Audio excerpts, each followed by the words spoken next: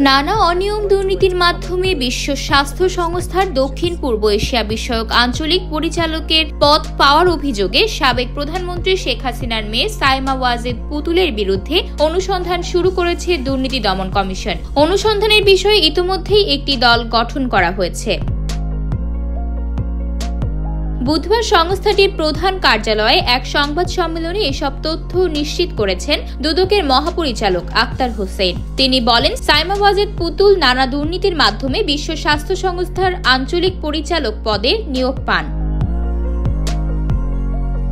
সাবেক প্রধানমন্ত্রী শেখ হাসিনা তার মেয়ে সাইমা ওয়াজেদ পুতুলকে দক্ষিণ পূর্ব এশিয়ার আঞ্চলিক পরিচালক হওয়ার যোগ্যতা না থাকা সত্ত্বেও WHO এর আঞ্চলিক পরিচালক বানাতে তার ক্ষমতাকে অনৈতিকভাবে ব্যবহার করেছিলেন বলে অভিযোগ রয়েছে।